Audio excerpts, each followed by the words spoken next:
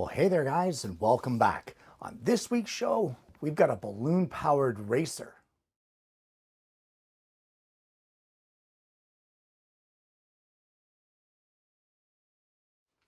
Well, I'm ridiculously excited about this week's show. I don't know why. It's just a silly little toy powered by a balloon.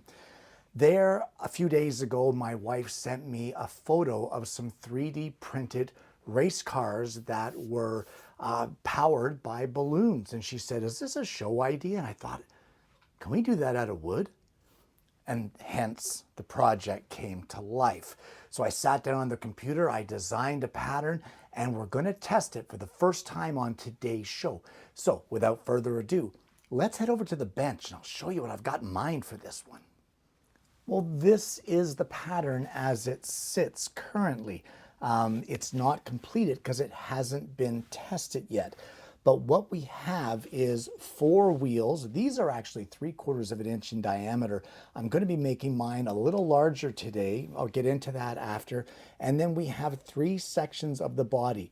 2 outside sections, which will be cut from 3/4 inch thick stock, and 1 interior section cut from 1/4 inch thick stock. Now, the stock that I've chosen for this is pine, simply because it's easy to work with. I have lots of scraps of it and it's light. We want a light racer. So this is what we have. So what I'm going to do is I'm going to attach one pattern of our outside piece of our vehicle onto the outside of one of our 3/4 inch pieces. And I'm going to adhere the interior pattern, this 1/4 inch thick stock pattern, to our 1/4 inch piece. And I'll show you what to do from there. Well, at this point, we're going to head over to the scroll saw just with our 1/4 inch piece. We're going to treat this part here as an interior cut, and we're going to cut out just this section. Do not cut the profile of the piece yet. Just this center little cutout. All right, so there is that center piece removed. So you may notice here that I have our patterns cut off at the front and lined up with the front of our blanks. All of these blanks were cut at the same time. They're 1 inch wide and 4 inches long. That way they're all going to line up. So with this cut, I can peel the pattern off of this. We're not going to need this pattern any longer. You may also notice that I've placed masking tape down first. That helps with being able to peel off the pattern and not leaving any sticky residue. And from here, we're going to laminate these together. So I'm going to apply some glue, and we're going to glue these just like this with our 1/4 inch in the middle as a sandwich, and making sure that the edges are all lined up. Do not change the orientation of this middle piece that you cut. And as well, guys, what you're going to want to do is go easy on the glue around this cutout, because this is going to end up to be the wind channel that blows the air out to make the car run. You don't want to block it with squeeze out. Okay, so I'm going to get these glued up. We can clamp them together and put them aside and let them dry. We can move on to something else. Well, while we're waiting for the glue to dry, we'll move on to making the wheels. Now, on the pattern, the wheels show that they're 3/4 of an inch in diameter. I'm actually going to make them about 1 inch in diameter. So I have 4 pieces of 1/4 inch thick cherry. Species doesn't matter here. This is scrap I had in the rack. On one piece, I have marked the center, but as well, I have also marked in the corner here, just a little mark. This tells me that this is the corner that goes up against the fence and up against the stop at the drill press, because we're going to have to do multiple setups. So let's head over to the drill press and I'll show you what you need to do. Well, over here at the drill press, I have the fence set up and the stop set up so that my drill bit strikes right in the middle of our mark that we placed at the center. I have a 1/8 inch drill bit installed in the drill press, and I have our mark up in the top right corner against the fence and the stop. So the first thing that we're going to do is we're going to drill a 1/8 diameter hole in each one of our pieces, ensuring that we keep our registration marks all in the top right corner. Now, without changing any of our setup, our fence or our stop, I'm going to remove our 1/8 bit and I'm going to place in a hole saw. This is a 1 1/8 hole saw, and I have taken the bit out and I'm using a 1/4-inch brass rod as its arbor. That way it's not drilling our center hole. I've reset the speed of my drill press, and using the same setup, being the fence and the stop, I'm going to drill each one of these holes, and this will form our wheels. Well, our wheels are all cut, but they're a little bit rough, so we're gonna have to sand them.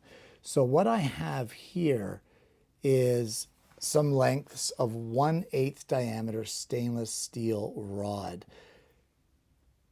I've cut them to be 2 5/8 of an inch, and we're just going to take one of our wheels and we're going to glue it onto our rod using some CA glue. Now just use a little bit of accelerator here to glue that in place.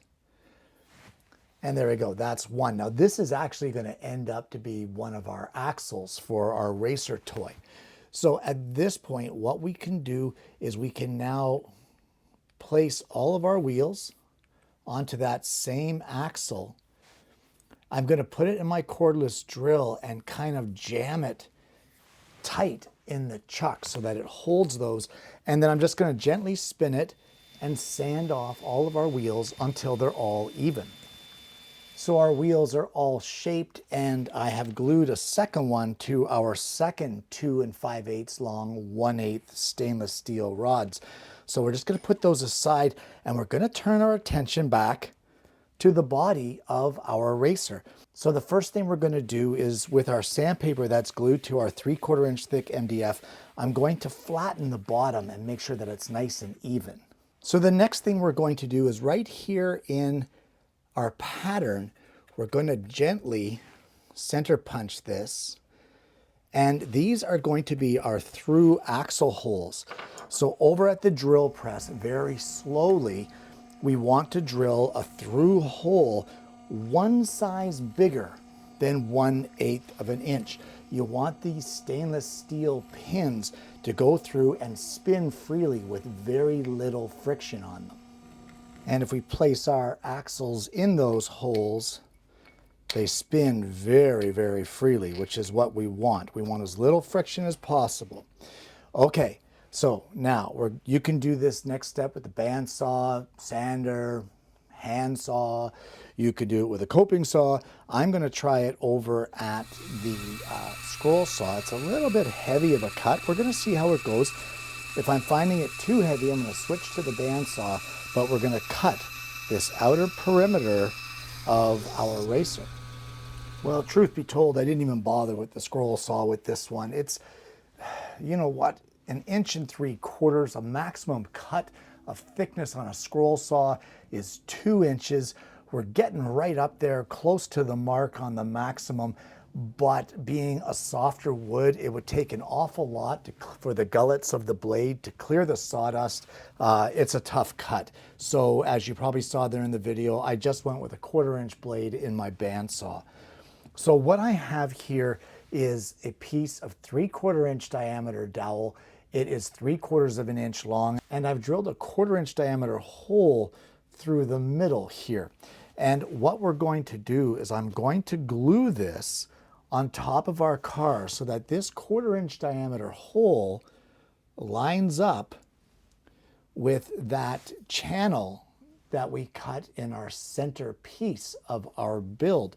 This will allow for the air from the balloon to blow out through the back, coming down through this 3/4 inch dowel.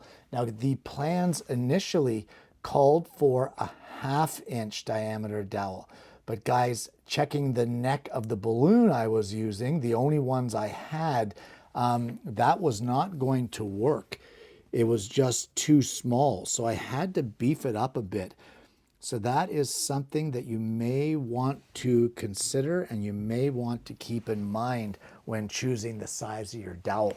So I'm going to clean up the squeeze out, especially inside the hole, to make sure it's not blocking the passageway for the air, and we're going to let that dry. So while we're waiting for this dowel to dry, we can glue our axles in place. I have some number 8 washers, and this is going to prevent friction from our cherry wheels onto the body of our racer. So one washer on the axle, then we'll place it through our axle holes that we drilled earlier. And then we're going to place another washer, and then we can use some CA glue and glue our wheels in place. And we're going to do that front and back. Don't worry if your axles are a little sloppy here on your body. That is just fine. The washers will prevent them from rubbing against the body, and it'll let them spin a lot more freely. Well, we've had a bit of a design change here, and I've drilled out this hole here to 5/16, and I've drilled a hole in the back at 5/16 in diameter, and I've inserted an offcut of a reusable plastic drinking straw. That will serve as both the exhaust and as a way to inflate our balloon. Now, the only balloon I had was a Christmas balloon, so that's what I'm gonna have to use here. But your balloon sits over top of your 3/4 inch dowel, just like this, and you will blow it up using your straw.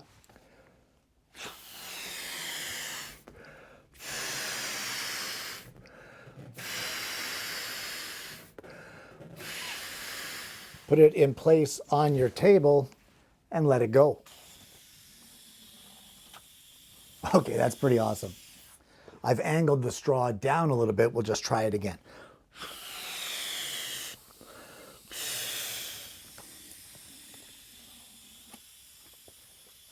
Yes, having the straw angled downwards works a lot better. It gives it a lot more speed.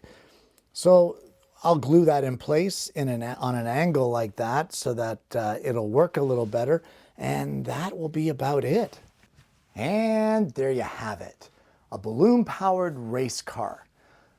Is this fine woodworking? No. Is it perfect? No. Is it the fastest race car on Earth? No. Was it fun? Yeah. Yeah. Guys, there is all kinds of tweaking that you could do with this. I had some problems with the balloon. The air was coming out and it was working just fine. However, the balloon would fall backwards and block my exhaust port, and then it wouldn't go anymore until the balloon kind of came up out of the way, and then it would go again. So that's why I added the straw exhaust at the back. Before that, I was just blowing into the car to blow up the balloon, and that worked just fine as well. But once the balloon fell over, again, it blocked the exhaust, and then that was the end of the car's travel. However, putting the straw in and increasing those holes also decreased the speed of the vehicle. So you could play around with it, change the different sizes of the holes, change the way that you do things. That 5/16 diameter hole that I drilled down through the 3/4 inch dowel and in through the back of the vehicle, the only reason that's 5/16 is because that's the diameter of the reusable straw that I had. It could be anything. I could have left it the way it was if I wanted to, because 1/4 inch worked really well. The balloon got in the way. So I am going to adjust the pattern for the adjustments that I made here today. And then it's up to you how you want to do it. If you want to put it back to original, or maybe you want to experiment and change it up yourself. The patterns that I make are not written in stone. You can do whatever you want to change it up and make it your own. And I encourage that here on the show. This is a fantastic one for one, using up scraps, and number two, getting the young ones out here to build this with you. Mom or dad, uncle, aunt, grandma, grandpa, whoever may have to do the bulk load of the work in order to make the actual car, but let the young one come out and help with the glue up, help with the assembly, help with the drilling of the holes, help with all of it if you can, depends on the age category you're dealing with. But this is a fantastic project to get the young ones out to the shop, get them off their electronics and away from their video games and out here to do something creative with their hands instead of just staring at a screen constantly, which seems to be the norm these days. Either way, guys, it's a fun project. It's a great one to do with the young ones, great one to use up scrap, a great way to waste a little bit of time in the afternoon and have some fun. Make a bunch of them, decorate them, have some races, do what you have to, but make one of these. And guys, I want to thank you so much for tuning in today. I hope you've enjoyed the program. If you haven't already, if you found any part of today's show inspiring, likable, fun, informative, why not like and subscribe to the channel? We have an amazing audience base here, and I'm hoping that you're going to consider becoming a part of that.